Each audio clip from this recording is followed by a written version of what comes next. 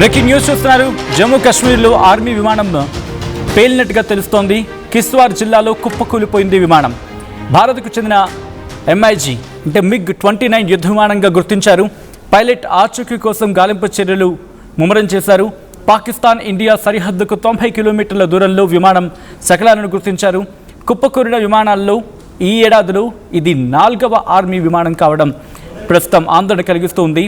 అయితే టెక్నికల్ లోపం కారణంగా జరిగిందా లేకపోతే శత్రుదేశం దాడి చేస్తుందా అనే కోణంలో దర్యాప్తు జరుగుతూ ఉంది. ఈ విమానం గగనతలంలో పహారా కాస్తున్నట్లు ప్రస్తుతం తెలుస్తోంది. MiG-29 అనేది సోవియట్ యూనియన్ రూపొందించిన అత్యంత శక్తివంతమైన ఫైటర్ జెట్లలో ఒకటిగా మాట్లాడుకుంటూ ఉంటారు. ఇది ప్రధానంగా ఎయిర్ సుపీరియారిటీ అంటే ఆకాశంలో ఇది ఎక్కువగా దీని ఒక విధంగా చెప్పంటే ఆధిపత్యం ఉంటుంది. ఏకంగా 1977 మొదటి ఫ్లైట్ ఇది. ఆ తర్వాత 1983లో ఇది సేవలోకి రావడం జరిగింది. 4th జనరేషన్గా మాట్లాడుకుంటుంటారు దీనికి సంబంధించి. అండ్ అలాగే సూపర్ మనోవరబిలిటీ గురించి మాట్లాడుకుంటుంటారు. ఎందుకంటే MiG-29 అత్యంత అద్భుతమైన టర్నింగ్ కెపాసిటీ ఉంటుంది దీనికి. డాగ్ ఫైట్లో ఇది చాలా ప్రమాదకరంగా పనిచేస్తుంటుంది.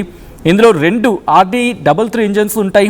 ఒకటి వేగానికి, రెండవది సేఫ్టీ, రెండుగా పనిచేస్తుంటుంది. మ్యాక్ 2.25 అంటే గంటకు 2400 కిలోమీటర్ల వేగంతో ప్రయాణించగల సత్తా దీనికి ఉంటుంది.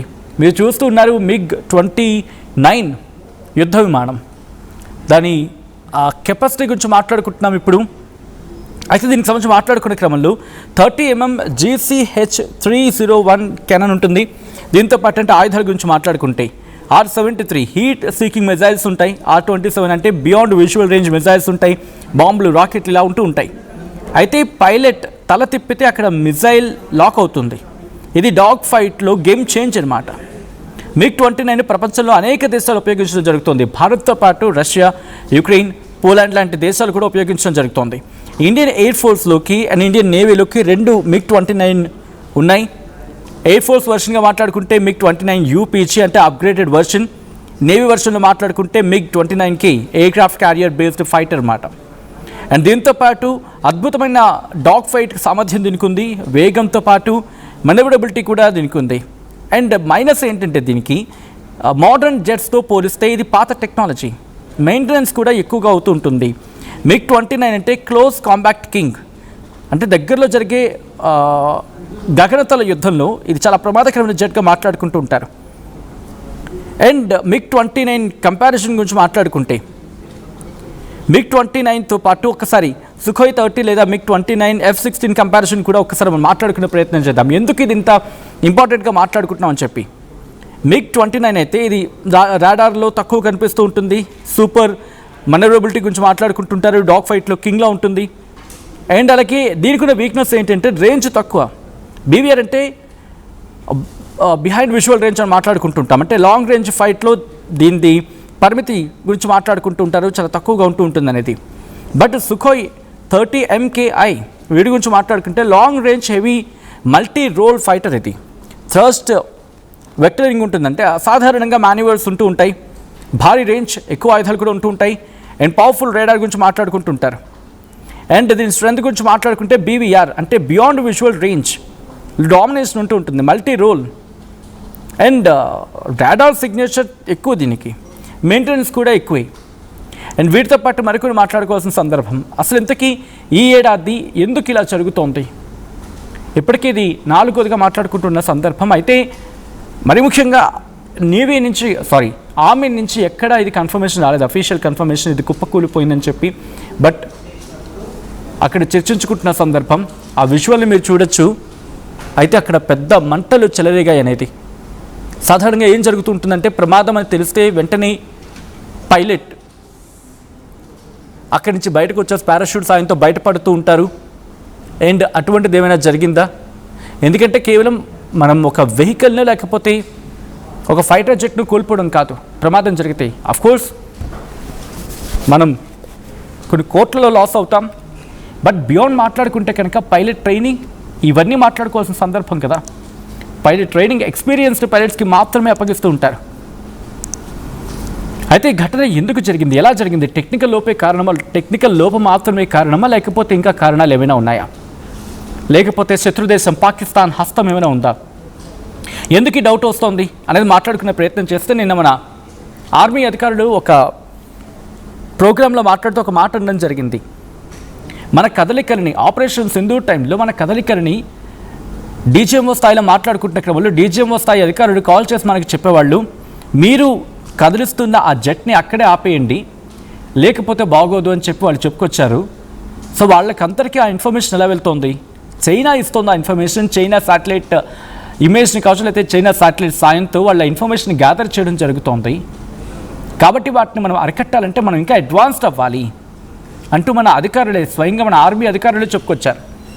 కాబట్టి నిన్న ఆయన చెప్పడం, ఈరోజు ఈ ఘటన జరగడం అనేక అనుమానాలకు కనెక్ట్ చేస్తూ ఉంది, దారిస్తూ తావిస్తూ ఉంది. ఈ ఘటనకు అసలు కారణం ఏంటి? ఇంకా పూర్తి స్థాయిలో ఇన్వెస్టిగేషన్ జరగాలి, పూర్తి స్థాయిలో ఇన్ఫర్మేషన్ ఇంకా బయటికి రావాల్సి ఉంది. కానీ అసలు ఏం జరిగిందనేది మాత్రం ఇంకా క్లారిటీ అయితే లేదు పూర్తి స్థాయిలో. ఈ దాడి వెనకాల పాకిస్తాన్ హస్తం ఉందా? రీసెంట్గా జరుగుతున్న డెవలప్మెంట్స్ ఎందుకు ఈ మాటలకి బలం చేకూర్చుందనేది నిన్న మన ఆర్మీ అధికారులు మాట్లాడడం. దాంతోపాటు అంతకన్నా ముందు వాళ్ళ రక్షణ శాఖ మంత్రి ఖవాజా ఆసిఫ్ కూడా పశ్చిమ బెంగాల్ లాంటి ప్రాంతాల మీద దాడి చేస్తామని చెప్పి అర్థం వచ్చేలా మాట్లాడుకొచ్చాడు. భారత్ మీద దాడి చేస్తామంటూ కూడా మాట్లాడుకొచ్చాడు. అంతకన్నా ముందు ఆసిఫ్ మునీర్ ఇటు పశ్చిమ దేశాలకు సంబంధించి వాటిని పక్కన పెట్టి అరబ్ దేశాలతో, గల్ఫ్ కంట్రీస్తో ఒక కూటమిగా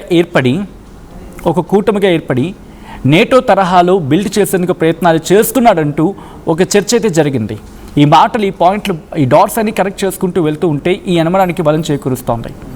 మరి ముఖ్యంగా నిన్న మన ఆర్మీ అధికారులు మాట్లాడుతూ ఇటు పాకిస్తాన్, ఇన్ఫ్యాక్ట్ మనం ఆపరేషన్ సింధూర్ టైంలో మన ఒక జెట్ని మనం స్టార్ట్ చేసి ముందుకు వెళ్తూ ఉంటే వెంటనే డీజీఎంఓ స్థాయి అధికారి నుంచి మాకు కాల్ వచ్చేది, వెంటనే మీరు స్టార్ట్ చేసిన జెట్ని ఆపేసేయండి అక్కడే, లేకపోతే బాగోదు అనే రకంగా కాల్స్ వచ్చాయి. ఈ సమాచారం ఎలా వెళ్తోంది?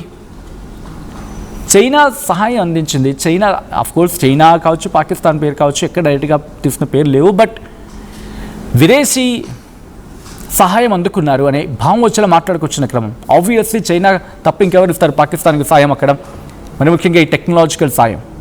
కాబట్టి ఇప్పుడు ఈ మాటలకు బలంగా చేకూర్చేందుకు అదే కారణం అయ్యుండొచ్చు అనేది వినిపించే మాట. సో ప్రస్తుతం ఈ ఘటనకు సంబంధించి ఇన్వెస్టిగేషన్ జరుగుతూ ఉంటుంది. అయితే ఆర్మీ, ఎయిర్ ఫోర్స్ ఇవి అఫీషియల్ కన్ఫర్మేషన్ ఇంకా ఇవ్వాలి. ఈ దాడికి ప్రధాన కారణం ఇది దాడి అని అనడానికి లేదు, అలా అని చెప్పి కొట్టిపారేయడానికి లేదు, అఫీషియల్ కన్ఫర్మేషన్ వచ్చేంత వరకు. కానీ ఏదేమైనా MiG-29ని ఈరోజు భారత్ కోల్పోవడం జరిగింది. భారత్కి ఇది ఒక కోలుకోలేని దెబ్బ అంటే కనుక ఎస్, నిర్మోహమాటంగా అటువంటి మాట అనుకోవచ్చు. బట్ మనం మిగ్ని దాదాపుగా ఆపేసుకుంటున్న పరిస్థితి ఉంది. ఎందుకంటే అడ్వాన్స్డ్ ఫైటర్ జెట్స్కి మనం వెళ్ళిపోతూ ఉన్నాం. భారతదేశంలో మిగ్ని కూడా మనం తగ్గించుకుంటూ ఉన్నాం. ఇప్పుడు భారతదేశంలో ఎన్ని ఉన్నాయి మిగ్లు అనేది కూడా మాట్లాడుకునే ప్రయత్నం చేద్దాం. ఎందుకంటే చాలా కీలకం. దాంతోపాటు ఈ ఏడాది జరిగిన పరిణామాల గురించి కూడా మాట్లాడుకునే పరిస్థితి. ముందుగా భారత్లో ఎన్ని మిగ్లు ఉన్నాయి అనేది మాట్లాడుకునే ప్రయత్నం చేస్తే వేరు మోడల్స్ మన దగ్గర ఉన్నాయి. ప్రస్తుతం 2024, 2026 ప్రకారం చూసుకుంటే కనుక సుమారు 69 MiG-29 జెట్స్ మన ఇండియన్ ఎయిర్ ఫోర్స్లో ఉన్నాయి. అప్గ్రేడ్ అయినవి అంటే 29 UPG స్టాండర్డ్లో ఉన్నాయి. ఇంకా యాక్టివ్గానే ఉపయోగిస్తూ ఉంది. ఎయిర్ సుపీరియారిటీ ఫైటర్స్ గురించి మాట్లాడుకుంటే MiG-29 ఉంది. ఒకప్పుడు చాలా పెద్ద సంఖ్యలో ఉండేవి, కానీ ఇప్పుడు దాదాపుగా రిటైర్ అవుతూ ఉన్నాయి, అయిపోయాయనే చెప్పుకోవాలి. 2023 నాటికి కేవలం 2 స్క్వాడ్రన్స్ మాత్రమే మిగిలిన్నాయి. 2025 నాటికి పూర్తి ఫేజ్ అవుట్ చేయాలని చెప్పి ప్లాన్లో ఉంది. అయితే పాత మిగ్లు అంటే ఇప్పటికీ రిటైర్మెంట్ దశలో ఉన్నవి ఏంటంటే, లేకపోతే రిటైర్ అయినవి కావచ్చు, ఇప్పుడు భారత్లో లేవు. MiG-23, MiG-25, MiG-27 active MiG jets ఒక 60 నుంచి 70 ఉన్నాయి. ప్రధానంగా MiG-29 రిటైర్ అవుతోంది, లేకపోతే ఆల్మోస్ట్ లేనివిగా ఉంది. MiG-21 ఉంది. భారత్లో ఇప్పుడున్న మిగ్లు అంటే కనుక ప్రధానంగా MiG-29 మాత్రమే యాక్టివ్ ఫ్లీట్ అని చెప్పుకోవాలి. MiG-21 చరిత్రలోకి వెళ్తూ ఉంది.